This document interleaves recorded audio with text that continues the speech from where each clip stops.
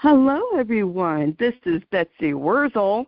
You're a host of Chatting with Betsy on Passionate Rural Talk Radio Network, a subsidiary of Global Media Network, LLC. Our mantra is to educate, enlighten, and entertain. The views of the guest may not represent those of the host of the station. Folks, I'm always excited when I do my show. Today is no exception. I have with me today Bill Frisco. Born and raised in the storied Fishtown section of Philly, Pennsylvania, and educated in the Catholic Archdiocese school system. In the summer of 1985, while on vacation at the Jersey Shore, yay for Jersey Shore, he encountered a man whose past was as vivid as the most gripping crime novel, a seasoned thief with an astonishing tale to tell. For nearly 40 years, that story stayed with Bill. A saga of international smugglers, the IRA, Italian mobsters, and ruthless Nazis, all linked by a single stolen painting and a dark history. And the name of the book, and this is Bill's first book, by the way, and what a fantastic job. I could not put this book down, and my son enjoyed reading the book. The name of the book is Every Day is Like Sunday, The Silent Relooting of Art Stolen by the Nazis by Bill Frisco. Welcome, Bill, to Chatting with Betsy. Hey, Beth, thank you for having me. You are welcome. And I just love your book. It's fast. I couldn't put it down. One incredible job for your first time. How did you knew this guy from being at the Jersey Shore? How long did you know him when he started telling you his story? All told, it was roughly 3 months, basically the length of the summer. Wow. Because after the summer, I never seen him again. And did you meet for the first time when he told you that Yes. story? Yes, we were next door neighbors. Wow. You know what? You think about it, isn't it mind-boggling? Like he trusted you that much. Yes. It took him. That's incredible. It took him like a month asking me a lot of questions before he did come around to trusting me. But yeah, he did. He did trust me. Were you from the same area as the? Yes, we were in the neighborhood in Philadelphia. That's why. That's probably why he felt that he could trust you. And why did it take you so long to write the book? Life just took over, I guess. Yeah.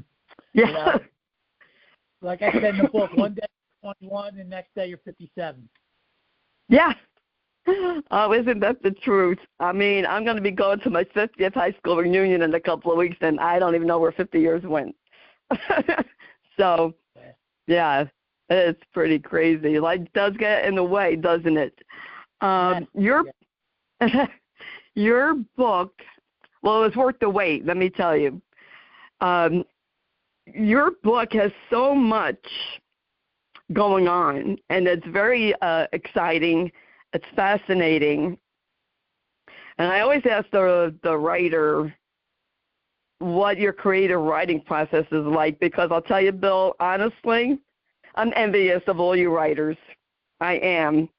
I just admire you all because how you get the dialogue and the scenery and the research and the history, it's amazing to me. So if you'd like to share your creative writing process. Well, if you remember with the book, I had some notes that I was that I had took advantage of writing it. So I can't take all the credit for the words in the book. Now, is this book? I mean, I read your book. It was a few months ago, and I read a lot of books, so my mind sometimes forgets what I read. Your book is based on true events. So would you consider your book historical fiction or nonfiction or a mixture of both? I wouldn't consider it at all fiction.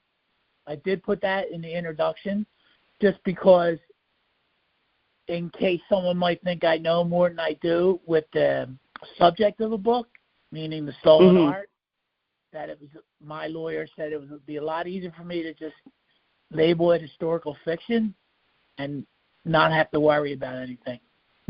Right. So that's with that. That's a good that was good advice because these were real people. Of course, you didn't use their real names, did you? Just a couple of areas. Just with a couple of areas. Yeah, I named the bad guys. Oh, okay. Yeah. What's that? Yeah. Remember that show, that old show, Dragnet? The names were changed to protect the innocent. That's what I thought of when I was reading this book. I was thinking of, excuse me, I was thinking of Dragnet, and, the names were changed. So you have a lot of characters in your book, and I have to tell you, Bill, as a Jewish person, I thank you for writing this book. I was deeply moved by your book, by your story. The events, folks, are real. Art, and during World War II, the Nazis considered Jewish art degenerate art, and yet they stole it, and yet they wanted it. So I was just kind of, I don't know, that, right? Is that weird? Like you're saying it's degenerate, yet you want it. That doesn't make sense to me. Yeah, they just wanted to make some money off it. That's what they did. But they couldn't say nothing nice about the Jewish people. So that's why they probably did like the art, but they couldn't say that. Right. It's against their beliefs. Yeah, that's true.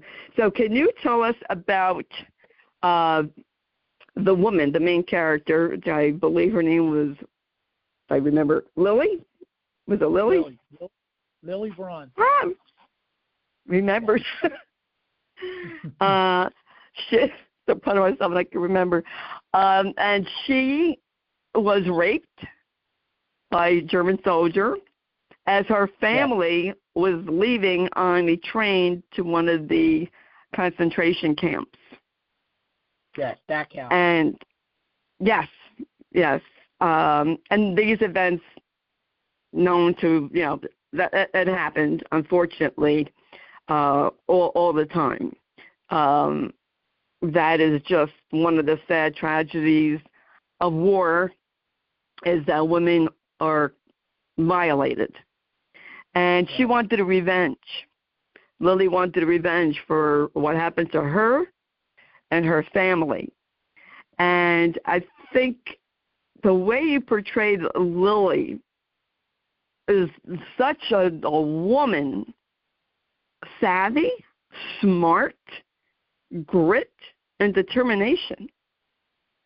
You did her character so well. Yeah, I would use those words too. There were 4 good words to describe Lily Braun. Yes. Yeah, I mean, just I really admired her, and she was gutsy. She at that time, for women, and I'm not going to give away the whole book, folks, because I really want you to pick it up and read it, because it's a fast. But when I tell you it's a fast-reading book, and I'm a slow reader because of my eyes, I think I read this book in about 3 or 4 days, and it's 200-something pages. Not that long, but it packs a powerful message, and it's a mystery, and you're rooting for Lily, and how savvy she worked in was it her uncle's jewelry store, and her uncle's jewelry store. Was it a jewelry store? It was a jewelry store, right? Yeah. Her uncle's. Yep. Yeah. Yeah. And that was that in the Philly area, Bill? No, it was in Manhattan, but she did help. Oh, Manhattan, okay. Yeah. Oh, okay. And then she meets this guy, Roy. And tell us a little bit what you want about the character Roy. So Roy was from my neighborhood in Philadelphia. He was a Teamster truck driver during the day. And he was and at night and on the weekends, he was part of this gang called the K&A Gang, which went around robbing rich people's houses in and around and other parts of the East Coast. And he was very good at it. And somehow Lily got involved with him, and the rest is history. Yes. And she had what I call moxie, right? She met with Roy. And that takes a lot of guts, because she had to know, that's why she wanted to meet him, that what kind of lifestyle he had. And she was brave enough to contact him or get connected with him to do this job for her. And he wanted to do it. He liked Lily. He respected her. And you see they form a friendship. I'm not going to give away the end, but they develop a very sincere friendship. And it's like he wants this justice for her. And you see that in the story. And, justice, you're happy when justice prevails, aren't you? I mean, I was rooting. I usually don't root for gangsters, but this time I did. That's true. There's way back, my father was from Newark, New Jersey. And so when he grew up in neighborhoods, there was the mafia. I mean, there was. And I worked with someone whose father was a New York City police officer in Flatbush, Queens, the kind of Brooklyn. I guess he Right. rotated around. And back then, and I'm talking years ago, the criminals would rather be caught by the police than the mafia. They didn't want to be caught by the mafia. And Right. the mafia ran the streets, but the mafia had, and from what I see also from different shows and from former mobsters, they had their own code. They have their own code of ethics. And did you find that when you were doing your research? Yeah, but Roy was Irish Catholic, so he wasn't in the mafia. But he did have a code, and his guys in his crew had a code. They didn't talk about their illegal activities with anybody. But yeah, there was definitely a code. Yeah, there was a code amongst the people. Didn't they have an Irish mafia, though? Was there an Irish mafia? Yes, there was. was. Way back when? Yeah, no, there was, especially in Philadelphia. Roy was. Yeah. Some guys weren't part of it, though. But he wasn't part of it. Oh, okay. No, but I'm sure he knew them. Yeah. Like I said, I read this book in the summer, so it's September now. So forgive me. Excuse me. But he, if I remember, Roy contacted. It was his group. You can refresh my memory. It was his group that he got together to do a job overseas to get this painting. Right. If I remember Right. correct. Okay. Yeah. Okay, and it took a lot of planning to do this. I mean, just going overseas, they had to have connections, and Lily's uncle he knew of it, and he approved, as I remember. Yes, he approved, and he actually helped them out with some connects he had in Europe, and they also had some help with some Irish family members from the IRA that Roy had that helped them out a lot too while they were on their trip. This was like, the book is so exciting, and you're just like, I'm reading it, I'm thinking, oh, please don't get caught. You're rooting for them to, do what they have to do and be successful at it. And sometimes, that's just the way it is. You want to see, like I said, justice done. And why was this particular painting, if you would like to discuss, so important to Lily? Well, it wasn't the paintings per se. The Gestapo stole a painting off Lily's father the same day that they took him to Dachau. So she found out about these paintings, and so I don't think she ever got the exact painting, or maybe she did. I never got told the titles of the paintings, but she was just exacting revenge on the person whose father did the stealing with the Gestapo, and but I don't know if she ever, like I said, she got a couple paintings with the artist's name, but I don't know the titles of the paintings. That's okay. And I like the pictures in your book too. You show pictures of real people who had the painting. I don't know if I can pronounce the name right. Hildebrand Gerlit and Cornelius Gerlit. Cornelius was a son. His son, yes. And did you yourself, when you did your research, did you go into the route that these people took to find Cornelius? Yes, I did. I took the route.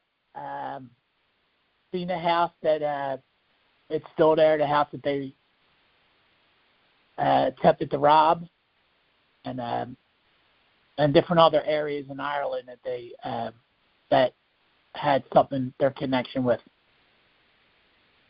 Yes, that was when you think about how risky it was, and for not letting it get leaked out to other people, especially,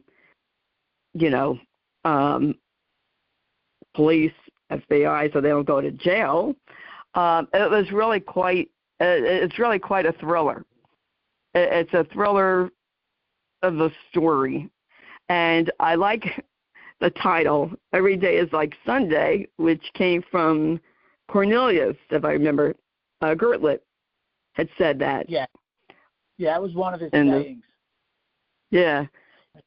I wonder, do you know what he meant by that? Every day is like Sunday? No, I had no idea. I took a guess, but in the book, but he was dead before I even started writing the book, so I couldn't interview him, which I would have loved to interview him, but I couldn't. Yeah. When I was reading your book, it reminded me of a book. Now, I was going to look the guy up before I talked to you, and of course I forgot. Because I interviewed a guy I think he was a Harvard professor a couple of years ago, 2 or 3 years ago, and he did a book about the Jewish art and the artist and, how it was stolen. And your book reminded me very much that's what it made me think of that particular book. And it's very interesting. I think there was a movie, which What? My mind just went to my head. Told a good story about the art that got stolen. The Monument. Yes, that's it. Monument Men. Yeah, I wanted to see that movie and I couldn't. Yeah. Did you see that movie? Yes, a couple times. Yeah, it's a good movie. That was good. I have to see if I could get it on YouTube or Amazon Prime because my husband was sick at the time and I couldn't go see it. And I have to tell you that my husband, Matt, was a World War II history nut. He would have loved your book. He really would have loved your book. And he always would have watched, World War II history. And I would say, Matt, can you just please, when Hitler's on, mute it so I don't have to hear him? Because I would get nightmares. Bill, as a young girl, I saw films of concentration camps that have been seared into my brain. And I was young, and it was horrifying to look at this, to look at these films. I would get nightmares for days because I'm a sensitive person. And I thought I would have nightmares reading your book, but I didn't. I did not. So I didn't. And even looking at the pictures, I didn't have nightmares. So you didn't make it frightening, is what I'm trying to say. Right. I think, a Jewish person can read this book and not have nightmares. I didn't. Not for me. It was just, there's so many facets. It's a love story. It's friendship. It's family. And it's fighting for what you believe in and wanting justice for it. Yeah. And that's what I received from your book. Excuse me. Would you agree to that, since you wrote the book, Bill? That was a good synopsis. Yep. It's get out there when I wrote it. And Roy was a real, a real ladies' man, right? He liked. Yeah. Even when I knew him, he was still a man. Yeah. And that's why the way he cared for Lily and respected her was very heart-touching. He wanted to do this job and succeed because he cared about her and what happened to her and her family and wanted justice done, even at the risk of him getting caught. That is really says a lot, a good things about Roy's character. It really does. I know folks that might sound kind of, like oxymoron. Here he is, he was a thief, but he had a good heart. He was a thief with a good heart. He did tell me the job he ever did. Go ahead. It was the only job he ever did that he didn't care about the money. Yeah. Yeah, that's what's so, for me, that's what was so touching. And when, if you think about what Lily went through, she was violated, her family was killed, what she saw coming to America, getting adjusted to America, being alone, it's tough. And back then, someone had to be responsible for you. You had to have a sponsor, and her uncle was her sponsor. Yeah. And he took care of her. It's really such a you did such a good job. Really, this is just so phenomenal. Sometimes I'm at a loss of words, but I just think that it's great that this guy told you his story. And the way you picture and describe all the scenes, whether it's in Europe, Philly, Manhattan, you feel like you're there. You made it feel like you were actually in the book. That's my very opinion. nice. I did. I felt like I was, over there in Europe, and that's why I was reading this book. Would you believe, Bill? Like 2 or 3 o'clock in the morning, because I just could not put it down. And I'm thinking you talk about the Newark ports and Manhattan, and you just bring the story all together. And I'm not going to give away the ending, but if you write another book, I have to read it. Number one, because for writing your first time, like, did you ever think you would write a book? Well, do you have writing experience prior? Not really, but for 40 years I had in my head that I was supposed to write this one, and I just never did. I was working, and I was never raising a family and all, so I had this story sitting there, but, we finally did it. Well, you should be proud of yourself. Thank you. You really congratulate you for a job well done. I'm by no means a book critic, and I like the cover of your book, Bill, because you show. I just like the cover with you show paintings, and people could just use their imagination. You show some figures in the painting, and I just really enjoyed reading this book. How do you feel about the book and then what you accomplished? Oh, it's how do I feel? It's a good question. I just know I couldn't have done anything else. That was as good as I could do. After you edit it so many times, you just keep editing and editing. That's the best I could do, that book, and I'm proud of it. And there could be another one. I don't want to tell you everything, but about 3 months after the book was out, I got contacted by a main character of the story who's still alive, who I didn't know was still alive.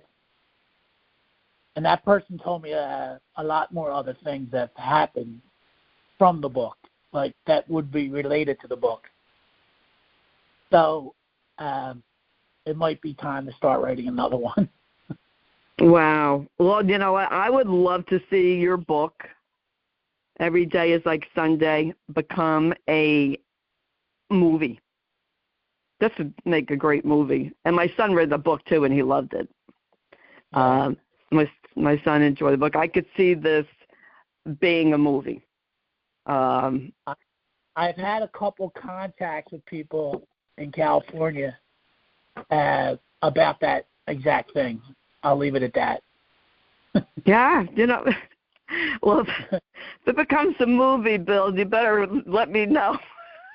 You better email me, because I'll be first in line to see it. My son and I would definitely go see that movie. And I like how you... I'll invite you to the premiere. Hmm? I'll invite you to the premiere. Oh, thank you. Thank you.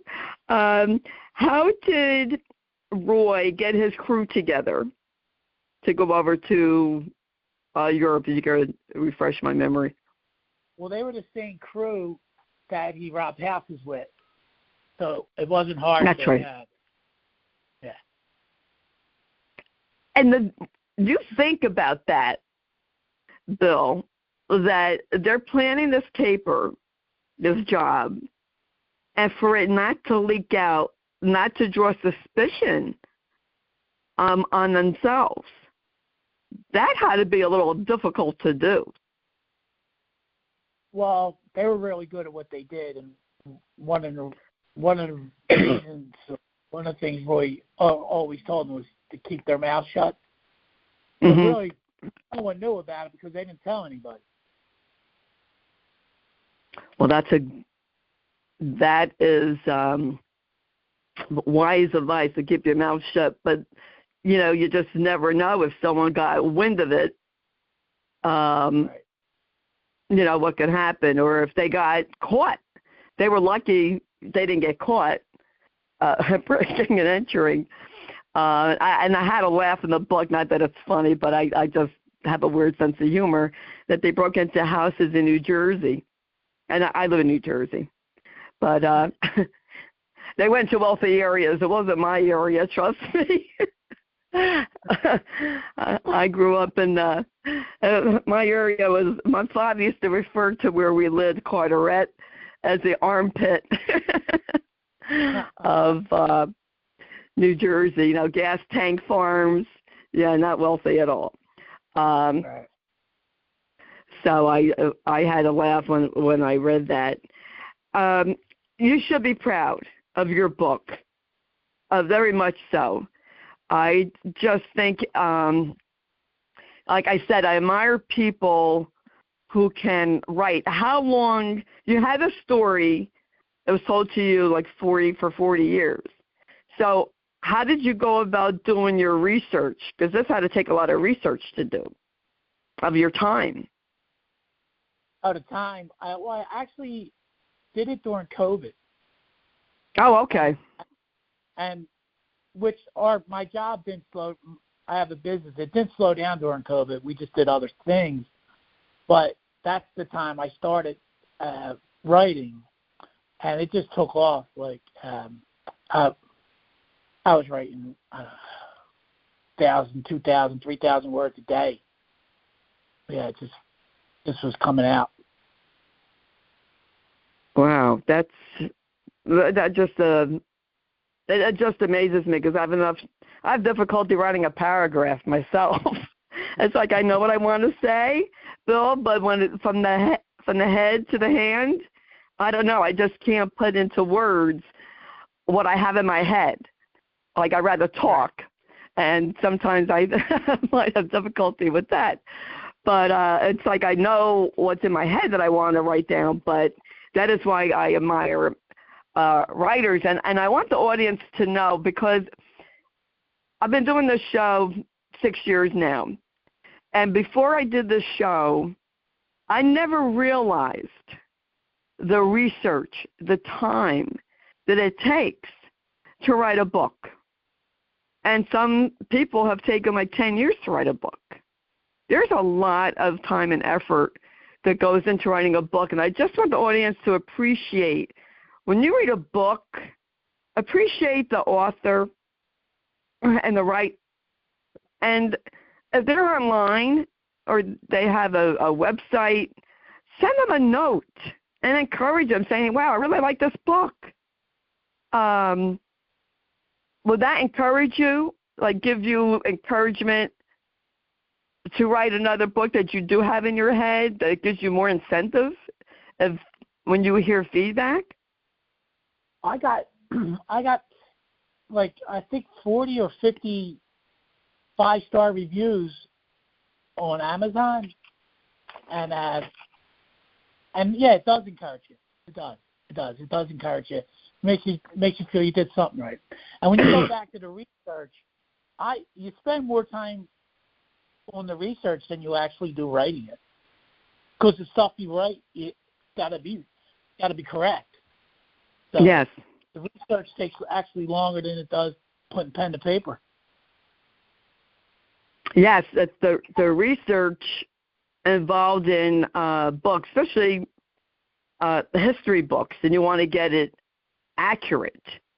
It's just it's really, it boggles my mind. Did you visit any of the concentration camps when you were doing this research? Yes, I was in Auschwitz. Wow. How was that experience, Bill, you going there?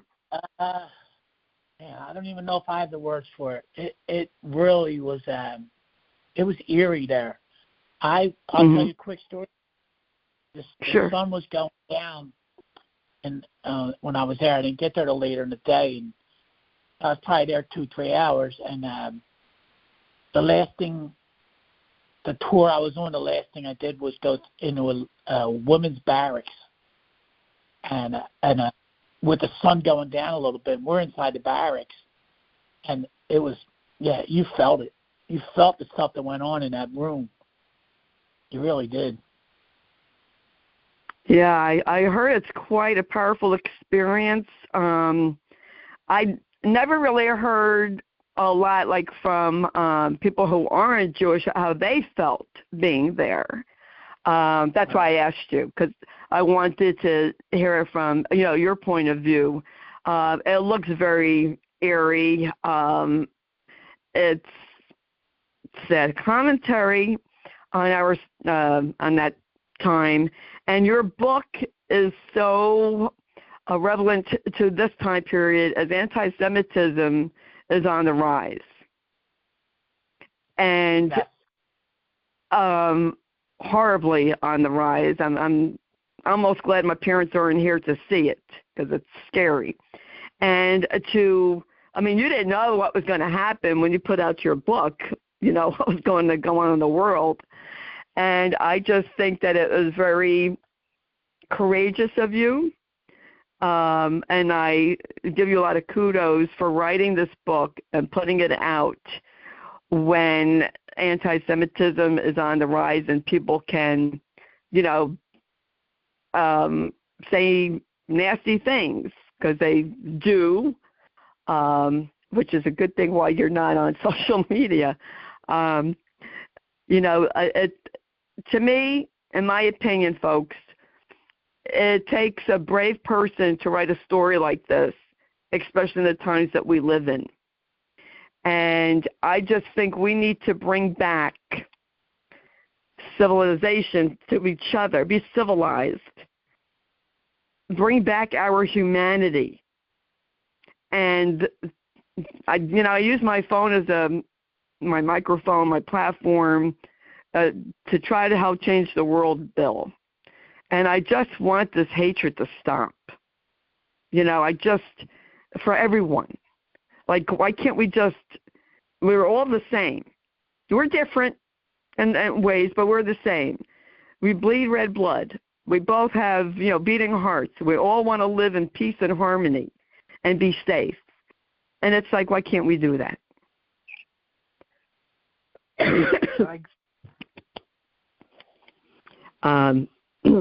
And that's just, that's how I feel. That's just how I feel. And I just think that, this might sound a little woo-woo to some people. I believe that my husband, in his way, sends me guests.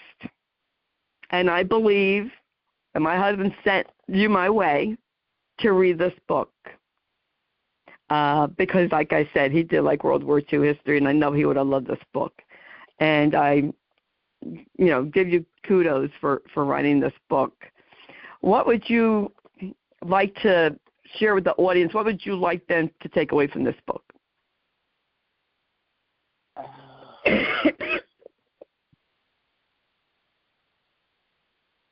That's a good question. Another good question. I don't know. What could you take from it? I guess you just got to look at the way Lily lived her life and the way she never gave up on defending her family's honor. And, it's never over. Yes. She wanted to honor her family and their memory.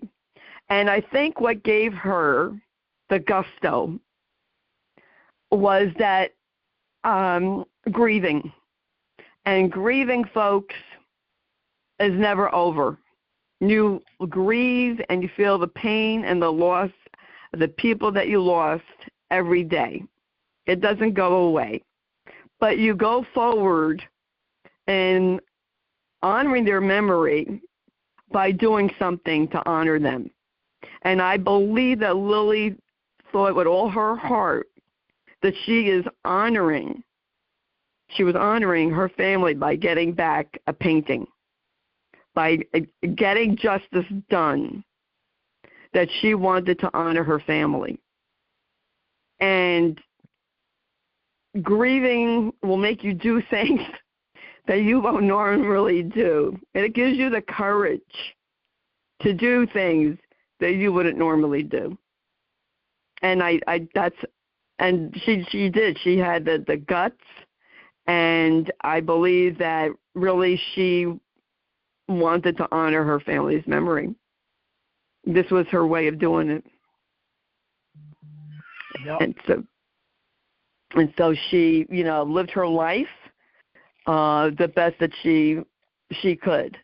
With, I'm sure she had PTSD from being assaulted, from what she witnessed, what she went through, and it takes a brave woman or a man to go on with your life when things are tough. And that just shows you the strength that Lily had, and that you make that very clear in your book, Bill. But I love Lily's character. I love Roy's character. Roy was, no pun intended, he was a real character. From the book. How would you describe Roy? Excuse me. I think the Roy that I met, of course he was older at the time, was a fun-loving guy. But there was a serious side about him. And I think the things that he did illegally, he took real serious, and he was really good at it. And but by the time I got to meet him, he was pretty carefree. He didn't seem like he was worried about anything. I think I say in the book, I can't see Roy ever having a day. Do you know, is he still alive? No, he's not alive. I probably might mention in the book, but I don't remember. But you can tell that he was fun-loving. He liked to have a good time, but he also had a serious side. And he took his work very seriously. And that's why this job that he did for Lily was so important to him. And it meant something to him. I think it meant more to him to do this job for Lily than breaking and entering into people's houses. He wanted, to help her. And you could just see a very caring, and that's another thing that you portrayed that I really liked.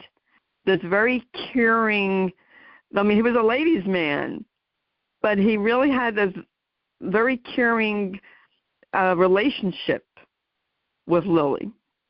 And I'm going to leave it there. Because I want the audience to read this book, which again, a page turner. What else would you like to share about the book, Bill? Every day is like Sunday. I think you did a great job explaining my story today. I really do. I want to thank you for that. You're welcome. Even know where to go. You said it all. Thank you. It's pretty good for someone who read it in, when did I read it? June or July. I read it. Okay. And my brain was a little fried at the time.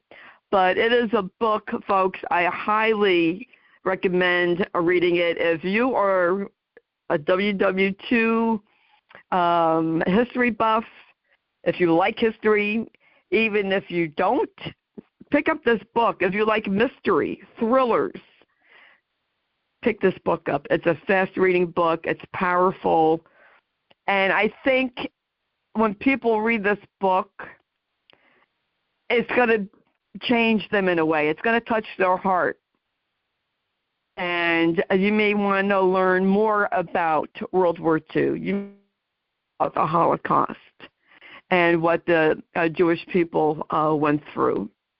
And I can't say enough good things about your book, Bill. It's really excellent, and I wish you the best. I hope it becomes an international bestseller. So, folks, let's help Bill Frisco become an international bestseller. Where can people purchase your book? Right now, Amazon. Amazon. Okay. Yeah, and it's got it, and there's an audio book. It's on Kindle. Oh. So, yeah. So we got all the different ways you can enjoy the story. Did you do the audio, or did someone else do it? Nah, a really talented man did a good job with it. Yeah. Oh, that's great. And you do have a website that will be up soon. Can you share that? Yeah, it's one word. Every day is like Sunday.org. Excellent. Folks, I can't rave about this book enough. Every day is like Sunday, the silent relooting of art stolen by the Nazis, by Bill Frisco, Frisco. I highly recommend reading it. It will, like I said, it will change you. You will be rooting for Lily, Roy, and Roy's gang. And I'm not going to tell you the end. You'll be surprised. And I like the ending, by the way, Bill. I think that was great. I wondered if that was going to happen, and it did happen, and I was happy. I was happy with the ending. Excuse me. And as a matter of fact, when I finished reading your book, I was wondering if you would have a second book based on the ending. So I said, I wonder if the second book will be brewing in Bill's mind. Because a continuation, and I could see that. But thank you so much for coming on today and sharing about your book, sharing your writing talent. You do realize you're a talented writer, don't you? If you don't, I want you to know. Thank you. Thank you for having me today. You are welcome. It's my pleasure. Folks, all the information about Every Day is Like Sunday, the silent relooting of art stolen by the Nazis, will be in the blog that Jeannie White writes. And Jeannie produces the show. She's the station manager. And I want to thank Lillian Caldwell, who's CEO of Pastoral Talk Radio, who makes this all possible. And I want to thank you, the listeners. Thanks for listening and subscribing. If you don't already subscribe to Chatting with Betsy, please do so. It's for free. I'm on Spotify, Spreaker, iHeart, Amazon Music. If you have Alexa, you can program Alexa for Chatting with Betsy. And thank you for listening. Please share the show. I want people to know about resources and know about great writers like Bill Frisco, wonderful books that really have such deep meaning and that will change you. I do believe, and I've been reading a lot of books the past 6 years, and I have been impacted by every book and every guest. And I'm very grateful for having this platform. And I just want to say thank you to the audience. You can follow me on Facebook, Betsy E. Wurzel, Wurzel. And as I always say at the end of my show, In a world where you can be anything, please be kind and shine your light bright, because we need it now more than ever before. This is Betsy Wurzel, your host of Chatting with Betsy on Passionate Rural Talk Radio Network, a subsidiary of Global Media Network, LLC. Bye-bye now.